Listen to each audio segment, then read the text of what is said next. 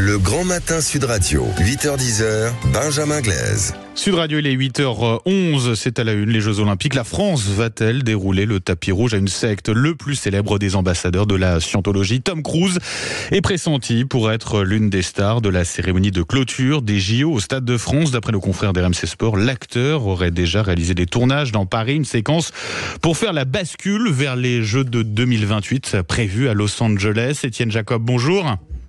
Bonjour. Et merci d'être avec nous ce matin. Vous êtes journaliste au Figaro, auteur de La France des gourous, journal d'un infiltré aux éditions du Rocher. Dans votre enquête, vous avez notamment infiltré la scientologie. Tom Cruise à l'affiche de la cérémonie de clôture des JO. Quelle est votre réaction en apprenant cette information ? C'est pas un très bon message. Après, il faut savoir si c'est le CIO américain qui a choisi Tom Cruise pour faire la bascule, mais si c'est le CIO français qui l'a choisi, moi je trouve ça plus problématique parce qu'il y a quand même bon nombre d'acteurs qui auraient pu être choisis et qui ne font pas partie d'une organisation accusée de dérive sectaire. Oui, effectivement, ça aurait pu être Georges Clooney, d'ailleurs. Je pense que ça aurait plutôt bien marché, effectivement, qui a un lien, d'ailleurs, avec la France. Ça, c'est important aussi. En tout cas, voilà, la scientologie qui n'est pas interdite en France, c'est l'occasion de le préciser, Étienne Jacob. Pour quelle raison, d'ailleurs, pourquoi elle n'est pas considérée juridiquement aujourd'hui comme une secte ?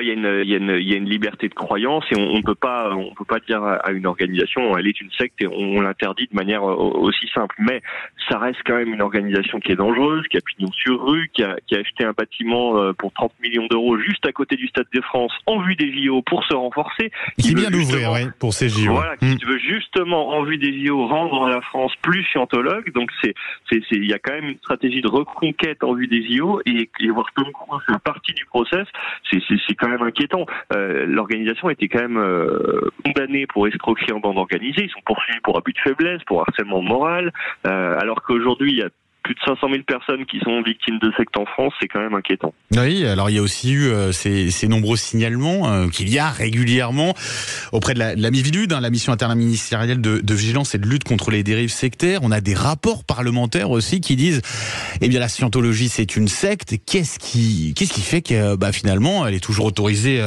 en France? Est-ce qu'il y a une forme ou non d'impunité à l'égard de cette église, comme on l'appelle, de la scientologie?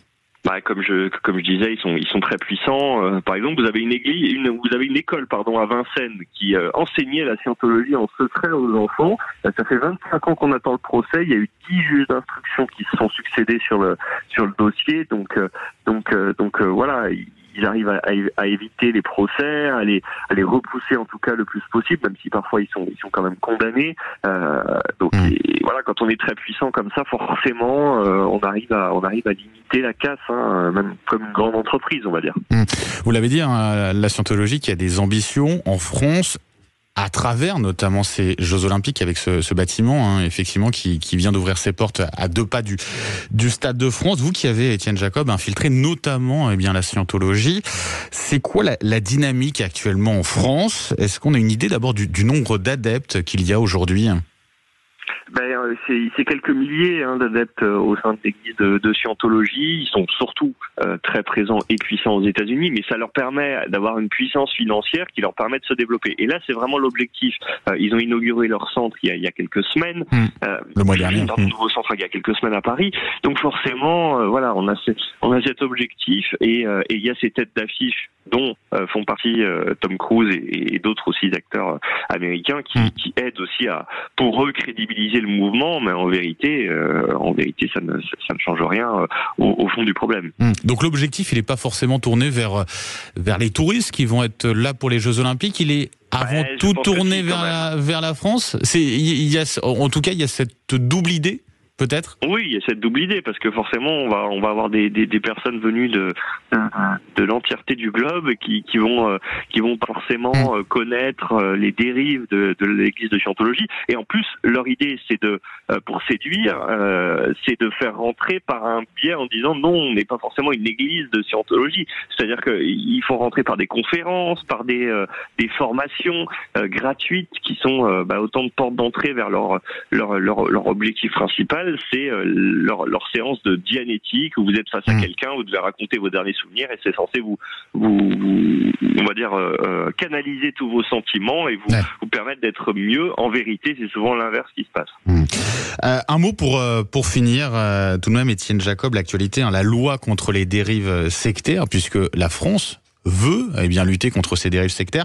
Le Conseil constitutionnel vient de valider la création d'un nouveau délit, le délit de provocation à l'abstention de soins médicaux. En gros, si l'on pousse quelqu'un à arrêter son traitement médical, là-dessus, colère des antivax, de certains politiques, de certains élus, notamment du côté du RN et des LR, qui dénoncent une atteinte à la liberté d'expression. Qu'en pensez-vous? Et la création de ce délit vous semble-t-elle nécessaire, Étienne Jacob?